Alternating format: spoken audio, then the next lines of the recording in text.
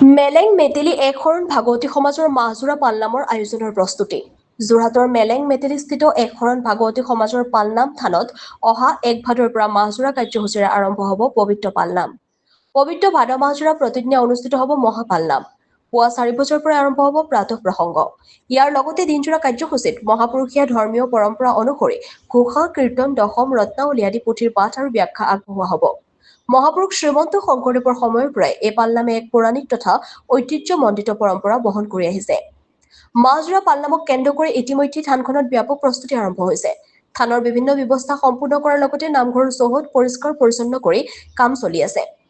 ভক্তপ্ৰাণ ৰাইজৰ অংশগ্ৰহণেৰে মাহজোৰা এই ধৰ্মীয় অনুষ্ঠান সাফল্যমণ্ডিত কৰি তোলাৰ বাবে উদযাপন সমিতিয়ে প্ৰস্তুতি অব্যাহত ৰাখিছে। ইফালে এই পবিত্ৰ ভাদ মাহৰ পালনামৰ মূল উদ্দেশ্য হৈছে জগতৰ কল্যাণ কামনা কৰা, সকলো ধৰণৰ দুৰ্যোগৰ পৰা মানৱ সমাজক ৰক্ষা কৰা আৰু সমাজত শান্তি সম্প্ৰীতি অটুট ৰখাৰ বাবে ভগৱানৰ ওচৰত প্ৰাৰ্থনা জনোৱা। পালনাম ভাগিৰ উদযাপন সমিতিৰ সভাপতি গংগাৰাম দাস আৰু সম্পাদক ৰাকেশ কাকতি, আনহাতে নামাচাৰ্য শৈলেন দাসে মাহজোৰা এই পবিত্ৰ পালনামত ভক্তপ্ৰাণ ৰাইজৰ উপস্থিতি আৰু সহযোগিতা কামনা কৰিছে। টিয়কৰ পৰা গৌৰী শংকৰ ভৰালীৰ report, AIN live. Srimanta Shankar আজি মেলেং মেটেলি পালনাম থানত আমি বৰ্তমান উপস্থিত আছোঁ। আমাৰ কাষত আছে যোৰহাট জিলাৰ শ্ৰদ্ধাৰ সভাপতি গংগাৰাম দাস বাপ। সোঁহাতে মোৰ আছে আমাৰ জিলাৰ পালনাম আচাৰ্য শৈলেন আতা, আৰু মোৰ পিছত আমাৰ যুৱ অনুষ্ঠান তৰুণ বিদ্যাৰ্থী সমাজৰ সভাপতি সম্পাদক প্ৰমুখ্যে কাৰ্যকৰ্তাসকল উপস্থিত আছে। আগন্তুক পবিত্ৰ ভাদ মাহ এইবাৰ অসমৰ বিভিন্ন ধৰ্মানুষ্ঠানৰ লগতে প্ৰতি বছৰৰ দৰে একখন ভাগৱতী সমাজৰ যোৰহাট জিলাৰ পালনাম থানতো অনুষ্ঠিত কৰিবলৈ আমি লৈছোঁ।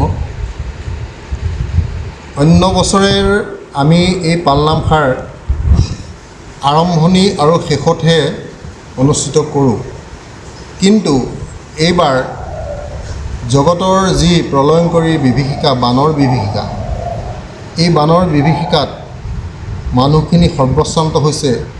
সকলো জীৱৰ তাৰণৰ কাৰণে, আত্মাৰ শান্তিৰ কাৰণে, মৃতপ্ৰায় জীৱসমূহৰ শান্তিৰ কাৰণে সকলোৰে অৰ্থে আমি জগতৰ পৰম কল্যাণকামী একাষাৰ মহাপালনাম প্ৰতিদিনে আমি অনুষ্ঠিত কৰিবলৈ মনস্থ কৰিছোঁ। এই পালনামষাৰৰ কাৰ্যসূচী এখন আমি প্ৰস্তুত কৰিছোঁ। পুৱা প্ৰাতঃ প্ৰসংগ থাকিব ৪ বজাত, তাৰপিছত ৭ বজাত আমাৰ প্ৰতিদিনা ধৰ্মধ্বজা প্ৰথম দিনা উত্তোলন হ'ব যদিও প্ৰতিদিনাই 7 বজাত আমাৰ ধ্বজা প্ৰণাম বুলি এটা কাৰ্যসূচী থাকিব। 7:30 বজাত প্ৰাকৃতিক সন্তুলন ৰক্ষা কৰিবৰ কাৰণে প্ৰতিদিনে এজোপাকৈ গছপুলি ৰোপণ কৰিম, আৰু এই গছপুলি ৰোপণৰ কাৰ্যসূচী আমাৰ বিদ্যাৰ্থী সমাজৰ যোগেদি কৰিম। তাৰপিছত 8 বজাৰ পৰা আমি ভাগৱত, গীতা, ঘোষা, কীৰ্তন, দশম, ৰত্নাৱলী আদি পাঠ আৰু ব্যাখ্যা অবিৰতভাৱে চলি থাকিব। পুৱা 10 বজাত মহাপালনাম ভাগ আৰম্ভ হ'ব। এই পুৱা 10 বজাৰ পালনাম ভাগ পৰিসমাপ্তি হ'ব আমাৰ 2 বজাত। বিয়লি প্ৰসংগত আমি নামষাৰ সামৰণি কৰিম।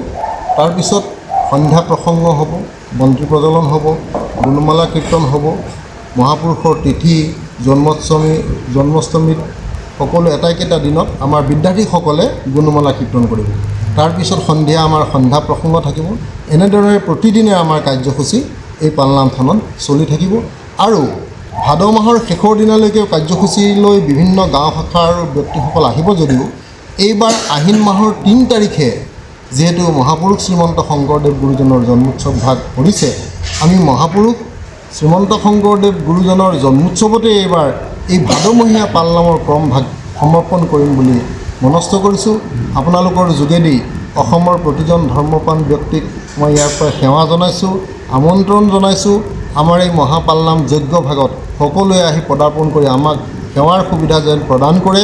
তাৰোপৰিও তেখেতলোকেও নিজৰ জীৱন ধন্য কৰি এই নামৰ একনিকা কৃপা লাভ কৰক বুলি সকলোকে অসমৰ বিভিন্ন স্তৰৰ ব্যক্তিক মই ইয়াৰ পৰা সেৱা জনাইছোঁ। জয় জগতগুৰু শ্ৰীমন্ত শংকৰ কৃষ্ণ। আজি এই পবিত্ৰ স্থানত, পবিত্ৰ স্থানত আজি আপোনালোকে চেনেলৰ যোগেদি সমগ্ৰ দেশতে আমি একোখন ভাগৱতী সমাজৰ তৰফৰ পৰা আমি জনাব বিচাৰিছোঁ। এই সংকট বেলাত যি প্ৰলয়ৰ বানৰ যি মহামাৰী ৰূপ, সেই ৰূপত আক্ৰান্ত হৈ থকা যিসকল ব্যক্তি, সেই ব্যক্তিসকলক আমাৰ একোখন ভাগৱতী সমাজৰ আইমাতৃ সতীৰাধিকা আইমাতৃ সেৱা সমাজ আৰু তৰুণ বিদ্যাৰ্থীৰ দ্বাৰাই সদৌ অসম তৰুণ বিদ্যাৰ্থী সমাজৰ দ্বাৰাই আমি সেই য'ত বানপীড়িত অঞ্চলত আমাৰ গৈ তাতে আমাৰ যিটো বিধিৰ ব্যৱস্থাখিনি কৰিছোঁ। কিন্তু যেনেধৰণে আমি কৰিব লাগে সেইখিনি আমি কৰিব পৰা নাই, হ'লেও কিঞ্চিত আমি বঞ্চিত হোৱা নাই, কিঞ্চিত হ'লেও আমি ৰাজ্যক সঁহাৰি জনাইছোঁ। তাৰে যোগেদি এতিয়াও বানাক্ৰান্ত অঞ্চলত কিছু লোক শিবিৰতে আছে, কিছু আমাৰ মাজৰ পৰা হেৰাই গৈছে। সেই হেৰাই যোৱা সকলৰ বিদেহী আত্মাৰ চিৰশান্তিৰ কাৰণে আমি আমাৰ অনুষ্ঠান একোখন ভাগৱতী সমাজে আমি সদায় ভগৱানৰ ওচৰত পুৱা গধূলি আমি আমাৰ ইয়াতে কীৰ্তন হৈ থাকে, প্ৰসংগত আমি সেৱা ধৰোঁ। আৰু যিখিনি এতিয়া বৰ্তমান শিবিৰত আশ্ৰয় লৈ আছে তেখেতসকলৰ আমি ভগৱানৰ ওচৰত প্ৰাৰ্থনা যে সুখে শান্তিৰে থাকক, কোনো ৰোগ ব্যাধিয়ে দেখা নিদিয়ক। আৰু যিসকল তেওঁলোকে যি এৰি থৈ অহা নিজৰ গৃহখন, সেই গৃহখন যাতে আকৌ পুনৰাবৃত্তি গৈ সুসজ্জিত কৰি তুলিব পাৰে, মই ভগৱানৰ ওচৰত প্ৰাৰ্থনা জনাইছোঁ। ভগৱানৰ গোটেইখিনি সৃষ্টিৰ লয় পলৰে গৰাকী তেওঁৱে যি কৰিব তেওঁৰে সমস্তখিনি, আমি মাত্ৰ নিমিত্ত তেওঁক হৈ আমি প্ৰাৰ্থনা জনাইছোঁ। আৰু সেই সকলোৱে আমি প্ৰাৰ্থনা জনাইছোঁ সকলোকে যাতে ভগৱানে শিক্ষা শান্তিৰে ৰাখক এই প্ৰাৰ্থনা।